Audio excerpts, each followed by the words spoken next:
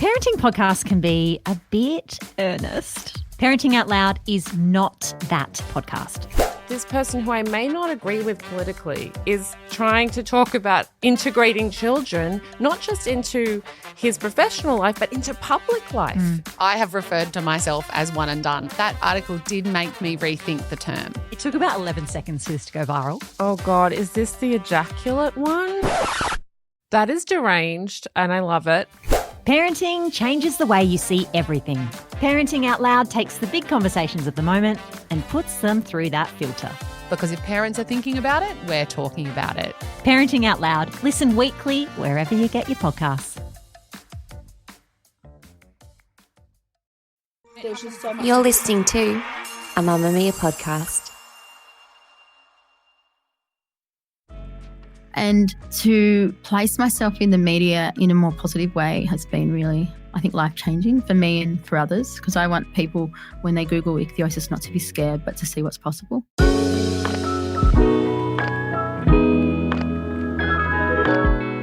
Carly Findlay is a writer, speaker, visibility activist and influencer who's been teaching us about her inflammatory skin condition, ichthyosis, for years.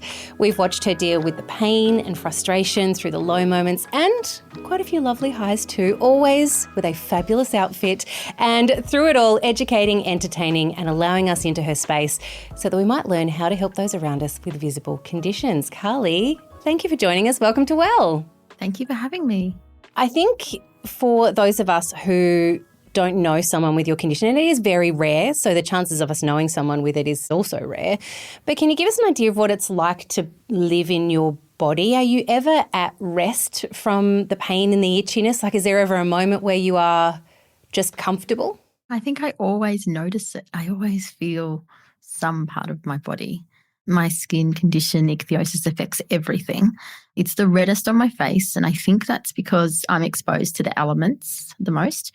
And it is the sorest, I'd say, on my legs and my hands. It does vary in redness. Immediately after a shower, I'm particularly red because of the hot water, and also when I am in great pain. But mostly my face is quite comfortable, but my body is not. How do you explain it to people? And like, if you had $1 for every time someone asked you, why is your face red or why does your face look like that? I'd be very How rich would you be, do you think? A bajillionaire. Bajillionaire? Okay, established. Although since I did Eucarnostat on the ABC, there was a time there where I reckon I got asked more, have you been on Eucarnostat, than are you sunburnt or what's wrong? You finally got a question to overtake it. I describe it as scaly red skin, and I was born with this. There's no cure. Often the treatments for it are worse than the skin condition itself, so I take very few medications for it. I'm red and itchy and scaly and in pain all over my body and scalp. It affects my temperature. I'm not very good at regulating my temperature. And I'm often running cold. So even when it's really warm, I'm often really cold. But I do get overheated as well. So that can be tricky when it's 45 degrees and I'm sort of lying on the tiles to cool down. When I did my book launch in Melbourne a few years ago, it was very, very hot. I think it was like 45 or 46 degrees. And it was not glamorous at all. And I was on the floor in the bathroom trying to cool down.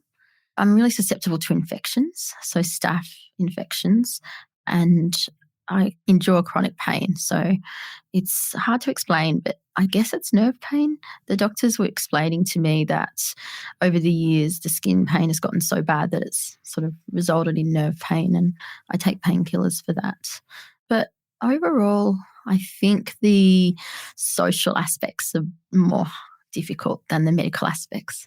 And what do you mean by that in terms of socially? Is it just going out and about and having people look at you, or people not really understanding the diagnosis? Yeah, I think it's, the stares, the looks, the laughs, the whispers, the blatant discrimination, like, taxi drivers refusing to take me because of the ointment I use. Ooh. Similar to Vaseline, I use paraffin ointment.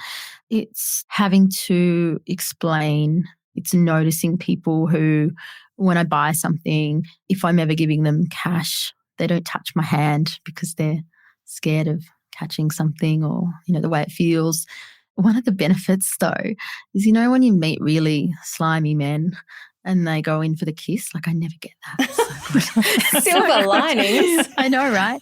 And also just having to educate and being expected to educate at all times. Like a few months ago, I finished Pilates and I went to the supermarket, just getting on with my day like everyone else. And there was another person at the deli counter next to me and she wasn't asked anything about her appearance. And then I said, "Can I get some chicken thighs?" And the sales assistant immediately asked what happened. And normally, I'll say I was born like that or I've got a skin condition, but I just didn't want to. And I said, "I am here to buy chicken. It's not part of your job to know how I got like this or why my face is red." And she sort of apologized, but then justified why she just wanted to know. She's just curious. And the accumulation of curiosity is really tiring. And so I actually did speak to the manager. I rarely do that, but I did that day because I just wanted to get on with my day. I just wanted to buy the chicken thighs and go home and cook something.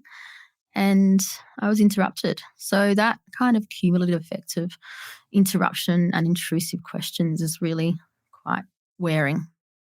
Sometimes I just want to stay in bed and eat cheese and listen to Savage Garden, and that's okay. Savage Garden. It's very specific. I can, Cheese and Savage Garden. It's a great combination. Yeah. I mean, if Savage Garden isn't your thing, I'm sure you can find something else. But, Darren Hayes is the most superior singer in Australia. So. God, Darren Hayes, if you're watching this right now, collaboration in the works. Can I ask you, Carly, about what created the shift for you between living and dealing with ichthyosis and becoming an advocate in your own right? Was there a moment that you can think back on that you were like, I've had enough, I need to let people know what the reality of this is? Yeah, I think it was when I saw how ichthyosis was portrayed in the media. That was when I was about 18 and I was watching this show called Medical Incredible, and it was like really focused in just on body parts rather than faces, and a narrator who didn't have ichthyosis was narrating it and talking about the worst aspects. I just thought, I don't want to continue to read articles and watch shows like this. And then, I studied journalism and blogged and could write about it. So I did. Can I ask, as a health professional, you mentioned it's exhausting always having to educate people. Considering this is a rare disease, something I probably got one day in medical school, having to see health professionals so often, and you're often the expert in the room. Has that also been exhausting for you in those settings? Yeah, absolutely. My dermatology team at the Royal Melbourne Hospital is really great in that they see me as the expert and they know that I'm not looking for treatments that will make my skin and the rest of my organs worse than I already am.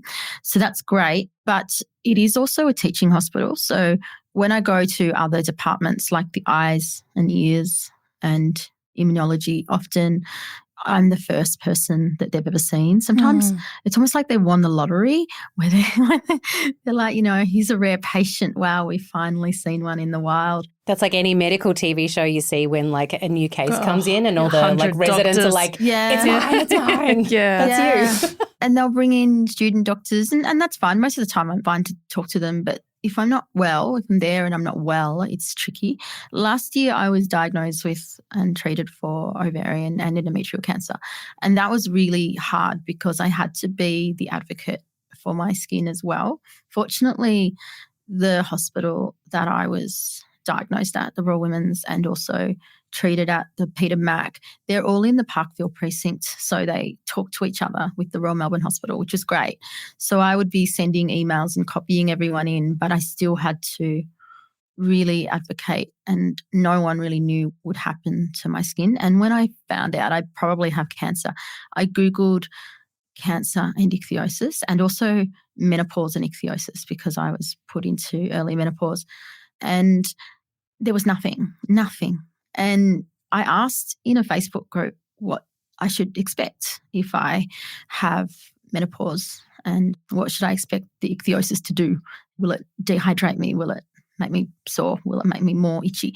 And disappointingly, a leader within the community said, you just get on with it like any other woman. And I made it my job, I guess, when I was sick to educate really publicly about ichthyosis and cancer treatment particularly, and also menopause, because there was nothing. And so now when you Google it, you'll find my writing. And I also co-authored a paper with my oncologist and dermatologist about it. And I was really adamant that there'd be photos of my face in there, because so many times, and I've featured in medical photography before, we're dehumanized, like our faces are blacked out in medical photography and it's only showing like parts of our body. And I put myself online so much so people can see that living with ichthyosis isn't so bad. I wanted to show my whole self. So when that finds a home in a publication, that will be really great. And I did have people with ichthyosis contact me to say they'd been diagnosed with cancer or they'd had it in the past. And there was one person who is in Finland and she was diagnosed with breast cancer around the same time I was, and we had the same treatment. And so we were cheering each other on, and she said she didn't know anything until she found my writing on it, and she's cancer-free now too, and so am I. So that's good. But it's a lot of extra advocacy. Well, congratulations on being cancer-free at this point too. We're It's always a bit worrying though. Yeah. I'm very vigilant. And also the treatment was so bad that my skin was the worst it's ever been. Well, can you talk us through that? Because you're one of the first people to really go public with the ichthyosis and cancer treatment conditions. What was it like for you? Yeah, I had 4 rounds of chemo. I was due to have 6. And I also had 5 weeks, I think, of radiotherapy. And the first round of chemo, I had 2 different drugs, and they were going to put a cold cap on me. I know Lucy Orman's spoken with Holly Wainwright about this. Lucy had cancer at the same time I did, and we met in the chemo waiting room. So she had a cold cap and I was about to have a cold cap too. And that cold cap prevents your hair from falling out. Because my hair's already brittle from ichthyosis and I'm quite small, they said no, it wouldn't be great because I think it would burn, like the cold burn my head. So I didn't have that. It was just so bad. Like, I think because chemo targets the rapidly dividing cells of cancer, it also kills the good cells. And so my skin would shed. It sheds once every day compared to someone without ichthyosis, where it takes 28 days for a body's worth of skin to shed. Mine sheds every day. But when I was on chemo, my skin would come off in sheets, like my limbs would look like a limb, my foot would look like a foot when the skin came off. And it was really, really sore. And I took a lot of photos. I was still taking my regular painkillers, but I just didn't have, it just wasn't hitting the spot. So I needed more. They stopped that drug that caused that, one of them. And then I had 3 other rounds with just one drug. And it was okay. But still, I was sore. I was really susceptible to infection. My hair fell out, and I was really worried about that because when I was a kid, I used to get lots of bald patches and my hair wouldn't grow back properly. It'd get really itchy. But that's been an upside of chemo. Like, every time I look at my curls, I'm like, thanks, chemo. It's really great to me. It was like it's come back in an amazing way. Like, it's never been this thick and healthy before. So that's been good. And I kind of joke that maybe I'll go in every year for a round just to maintain the hair. Carly, because there was no information about what it would do to your skin condition, the chemo, so I guess it was just a bit of trial and error. Did that frustrate you, and was that quite difficult through the process? Yeah, I think it did frustrate me because I think with skin conditions in general, it's not seen as severe and life-threatening. So if I go to the emergency, even when I didn't have cancer, if I went to emergency and they asked me my level of pain and I said, 7 or 8 out of 10, they'd say, really? That's really high, because they can't see it, I guess. So when I had cancer, it was tricky because there was that extra layer, but I was already used to educating, advocating. So it wasn't too bad, but I guess I just didn't know what it was going to be like. And I think every cancer patient would feel like that, the trepidation of not knowing. I was really worried about radiotherapy, but it was okay.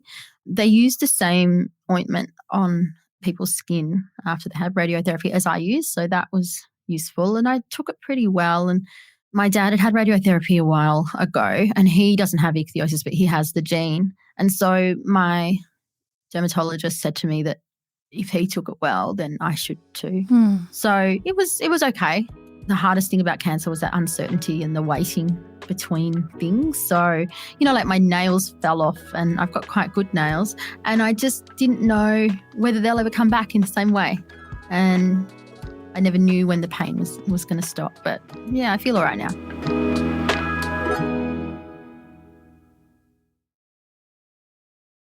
You've touched on this a couple of times, talking about not having friends as a kid and, having to deal with not just your face being red, but like your hair being like bald patches. So like lots to deal with as a young person, especially as a young adult. Our teen years are hard enough as it is without having extras to deal with.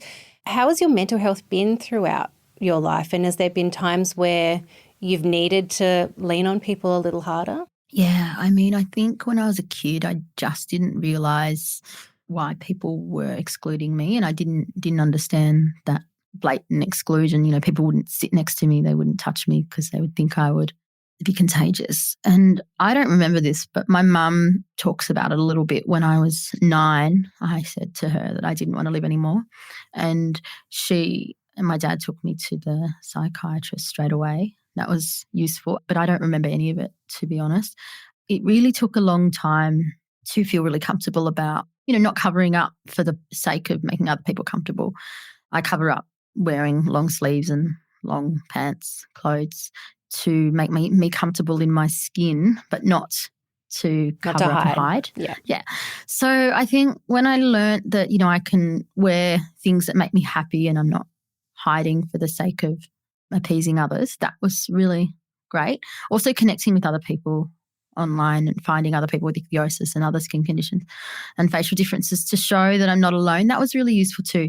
It was really hard through all my life. And I think as much as I am used to being discriminated against or stared at or asked questions, it can still be exhausting and it still surprises me. That interruption in my day still surprises me. And often it's when I have a really good day and a taxi driver will refuse me, or I'll get laughed at by kids, or people will take photos of me on the train or something. So that can be hard. But I would say in the last sort of 15 years, it's been a lot easier to handle things. Can we talk about, you're wearing a fabulous dress right now, but you always wear gorgeous dresses, so bright, big prints. When did that start to become a part of your dealing with this situation? Because it looks like you're shifting away from looking at you as a skin condition and you as a human, because you are fashionable and you are showing this outward love of how you look. And so people then have to accept that that is a part of that whole package. Was that a really conscious choice by you to do that, or did this kind of evolve over time for you? Yeah, I've always liked fashion, but when I was younger, I would not buy things to stand out. And I remember I bought some really lovely clothes and I thought, oh no, I can't wear that. I'll stand out even more. I didn't want to stand out even more than I did, so I never wore them. And then I think sort of when I turned 30, it just changed and I just realised it was far easier to like myself than hate myself, or be visible than invisible. And yeah, I've just sort of seen my skin colour now as a bit of an accessory. And sometimes I get kids say, oh, I love how sparkly your face is, or, that's really lovely to hear. So the brand's going to send me some makeup. I don't wear much makeup, but they're going to send me some makeup and they're like, what colour do you like? I said, I don't really know, but I think wearing pink makes me happy. So that's nice. And I really enjoy that. I have a group of girlfriends who are all into really bright clothes as well. And that's how we met. And I think being with them and having that community has really helped. And also one thing that I don't do it so much now, but I used to do it when Twitter was a better place. And I used to put on my Twitter every day, nearly, a tweet. And this was for brevity, but also to raise expectations of people. I would say, I wore this today and felt fabulous. And it was about feeling fucking fabulous. And it's defying the expectations that looking like this, I couldn't feel fabulous. Well, you look fabulous. You do look fabulous. Yeah, I think it's about that. And I think if you have a skin condition and, you speak to yourself nicely and you treat yourself nicely and you buy the nice things, wear the nice things, you deserve that. You shouldn't be hiding away because society. I think that's a lesson we could all probably tell ourselves at some stage. Yeah. And I think, growing up reading, terrible women's teenage magazines, I never saw myself in that. And I'd see ads for acne treatment. I'd see ads for dandruff treatment. And so that really showed me that having a skin condition, even though those things are different to mine, were things that we need to eradicate. And so when I read articles about ichthyosis, they've always been terrible. The headlines have been like mermaid baby, snakeskin woman, really dehumanizing stuff. And so that made me be really conscious in writing about ichthyosis, myself and other stories as well, to change that narrative, because I don't want to see an article about ichthyosis unless I've written it. And I know that sounds a bit up myself, but there are really amazing writers now that are in the media. Some of my friends overseas have written for Teen Vogue and the New York Times about their experiences with ichthyosis, and that's brilliant. I've written for, Mamma Mia, but also CNN and The Age and Sydney Morning Herald and all sorts of places, Vogue even. And to place myself in the media in a more positive way has been really, I think, life-changing for me and for others, because I want people, when they Google ichthyosis, not to be scared, but to see what's possible. I followed you on Twitter many years ago. That's the first interaction I had with you. So my introduction to you was not ichthyosis, it was your fabulous fashion. So how have you dealt with ichthyosis and your cultural background? Because your mum is South African and she has dark skin, and I have read that you've felt a bit fraudulent in accepting that is also a part of your culture too, because you haven't had the experience of the racial discrimination. But I mean, arguably you've had the same discrimination, just your skin is not black. But how do you feel about that now? Yeah, it took me ages to think about that. I think I had to become confident with ichthyosis before I could think about racial stuff. And when Stella Young, the incredible comedian, writer and disability activist, was working for ABC Ramp Up, Stella passed away in 2014. She had asked me to write about how my race and disability identity intersects. And I wasn't ready to yet. And I really, in a way, now she's not here, I feel like I let her down a bit because I wasn't to write about it then. But I did write about it after she died. And I wrote about how I didn't know whether I could call myself a person of colour. It took other people to call me a person of colour to realise that I was. And when I was younger, people would ask me, it was so weird, that kind of microaggression racism. They'd say, if you weren't red, would you be black or white? And then people would say, of course you'd be white. Yeah, because, apparently that's the superior race or the ideal colour. So that's been really hard. But also sometimes when I do get discriminated against by or stared at or laughed at by other people in African communities, I sort of want to say, I'm one of you, but I never know what to do. But last year, before I got diagnosed with cancer, Mum and I went to South Africa on a bit of a research trip for me. But I did a lot of research into my family and the racial segregation laws and met a heap of people who worked in disability arts. And I also met a little boy with ichthyosis over there. I think he's the only known case of his type of ichthyosis. It's really severe. And I don't know whether meeting me for him was very exciting. He was an 11-year-old boy. He was like, just wanted to play video games with his friend. For me, it was really great to meet him, and I met his mum and dad and we went round to their house. And then I did a speech at his school. And because people with ichthyosis, or some people with types of ichthyosis like mine, look more like each other than they do their family, the kids were asking me if I was his mum. And then he got to do a little introduction on stage, saying, this is my friend Carly from Australia. And it was really cute and just showed, him developing some confidence. So that was really good. But for the first time, I felt like I was a part of a community, people of colour community when I was in South Africa. I think the thing that I noticed about it was very self-segregating. So lots of people of colour hang out together and I didn't really see many white people.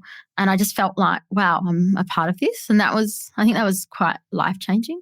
Can I ask, because obviously, your skin condition is such a big part of your life. You said every day you're experiencing some sort of symptom. So was it nice to kind of find something other than your skin defining you, so you've kind of connected with that cultural identity? And was it sad that it took so long to get there? Yeah, I think so. And I think because we didn't know how I'd be when I was a kid traveling, it actually took me a long time to travel. I do wish I'd traveled earlier in life, but we didn't know how I'd be. We'd always have to have a doctor on hand or, the hospital close by. So I didn't travel for a long time. And I think Mum really wishes that I'd connected with them earlier. So that was really great. And we all keep in touch now via WhatsApp.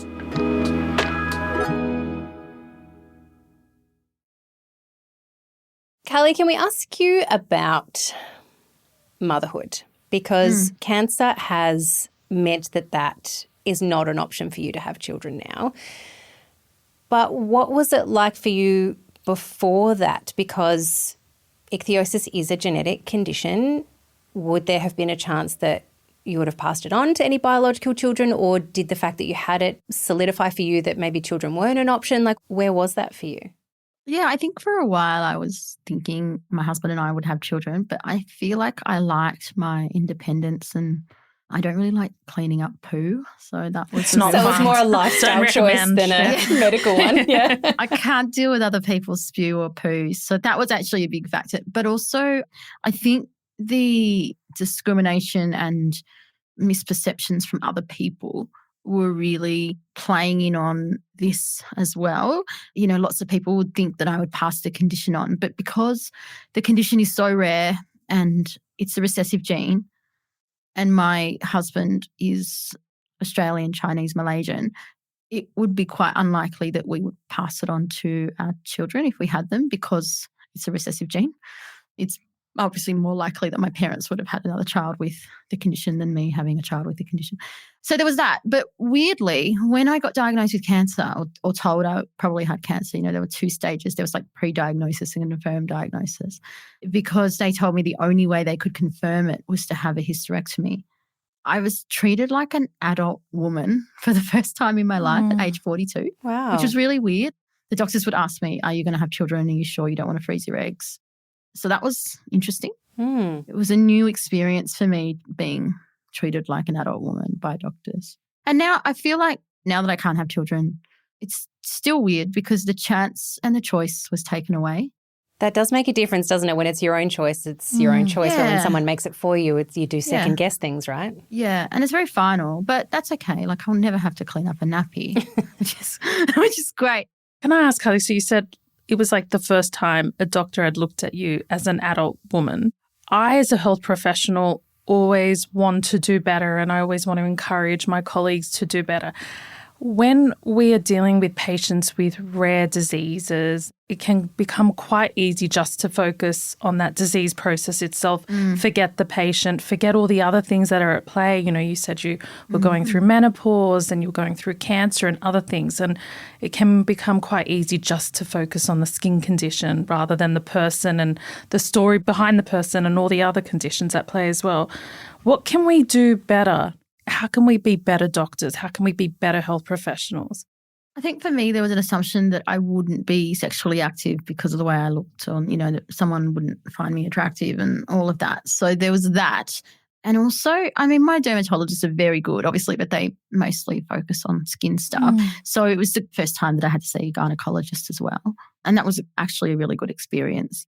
And they were mostly all women, which is really great. I think seeing a person through an intersectional lens is really important. So seeing the whole person and knowing that, yes, they have a skin condition, but they might have so many other things going on in their life. They might be, married or single or wanting to have children or not, but making sure that you see the whole person and not assume that because they look the way they do or because they have a genetic condition, it doesn't rule them out from having children or having relationships or, being successful in other ways. There's such low expectations on disabled people overall that people forget that we're people and that, we can do a lot more than just, how our body looks and how our minds are. For anyone listening who might be living with a rare disease or navigating a health system that doesn't quite understand them, what would you want them to know about advocating for themselves and finding care that truly supports them? That's a great question. I think being really articulate about your experience is really important. When I had cancer, I wrote a symptom diary, and because I'm a writer, I write a lot. My oncologist said it's the most detailed symptom diary she's ever seen. So I kept that, and I could show her and refer to it. That was really useful. But also just knowing that often when you have a rare condition, you are the expert of your own body, but also perhaps of the condition, and that you can educate people a lot. I think as well, like if you get asked to speak at events, not so much in the hospital, but, you know, at training events for doctors and that, also ask for payment, because that is your lived experience and that's your story, and the doctors are getting paid, so you should be too. You know, like I do a lot of lecturing at universities, and I, you know, talk to medical students, and I value my time and my expertise. So if you're educating outside that hospital system, know that your story is valid and that you should be valued and compensated for that. I'd love to know what keeps motivating you, Carly, because for a lot of people, regardless of whether they're able-bodied or disabled or a woman in particular in this day and age, like a lot of people are stepping away from the limelight because the trolling is awful. The internet is sometimes a very unsafe space for people. What keeps you motivated to stand up and be loud and be bright and be proud in this space? I think it is knowing that I can make such a tangible difference to people who feel alone and think that because they have a skin condition, they're really isolated, that there's no one like them. I've got friends who have ichthyosis and have said to me that it was when they saw me wearing what I wanted to wear and being out and proud that they could feel out and proud, that they could talk to other doctors about their condition. Sometimes, you know, they might see multiple medical professionals but be so ashamed of their skin that they don't talk about it to another doctor. A Facebook memory just popped up actually last night. A woman messaged me to tell me that she was pregnant and that she was reading my book and my blog because her baby was diagnosed with ichthyosis in the womb, and she wanted to be a better ally. And that's really amazing. And, you know, I've seen him grow up now, and that's been really, you know, really wonderful, a real privilege to be in a child's life in that way. And sometimes doctors put me in touch with parents of children with ichthyosis as well, to show that it'll be okay and what's possible. So, you know, seeing all those kids grow up is really lovely, and having a relationship with younger people, even people in their teens and early 20s, is really lovely as well. To encourage them and to cheer them on and let them know that they're not alone. But also I feel like, you know, Gen Z now is just so outgoing and proud of all that they are. And so that's really lovely to see as well, that they don't hide the way they look. Well, Carly, thank you so much for spending a bit of time with Mariam and I on Well here today. We've covered cancer, menopause, ichthyosis, and your fabulous fashion sense. I feel like we've covered the majority of women's health issues with one single person. You're doing a lot of work. Thank you for sharing your story. Really That's appreciate it. Thank you so much. Thank you. And you are fabulous. Agree. Thank you so much. See you. Bye-bye. Thanks. Bye. Thanks, Well friends, for joining us today for this incredible chat with the absolutely fabulous Carly Findlay. From the exhaustion of constantly educating strangers to the sheer joy of reclaiming her narrative through fashion, Carly's reminded us of the great lessons that we don't have to hide away just to make others feel comfortable, and that even when navigating chronic pain or a scary diagnosis, we all deserve to feel fabulous. So wear that bright dress and take up that space. As always, we're here to start the conversation, but we are not your doctors. If anything we've discussed today has raised concerns for you, whether it's about skin conditions, gynecological health or menopause, please book in with your GP for advice that is tailored to you. If today's episode has brought up difficult feelings and you need to talk to someone, you can always call Lifeline 13 11 14. Remember, be kind to yourself and please don't hesitate to seek support. Next Tuesday, the 22nd of December, Well is entering holiday mode. That's right. Our summer listening is coming to keep you well over the holiday period. You can tune in for not one, but 2 weekly episodes, including some real-life interviews with incredible women who are dealing with health conditions at the same time, just like you and I, and like Paralympic swimmer Katja Dedekind, as well as a dose of Dr Mariam advice that we all love, and some fun facts about women's bodies that I will provide you with that will also give you some really great Christmas dinner conversations. See you there. Well is produced by me, Claire Murphy, and our senior producer, Sally Best, with audio production by Scott Stronach, video production by Julian Rosario, and social production by Ellie Moore.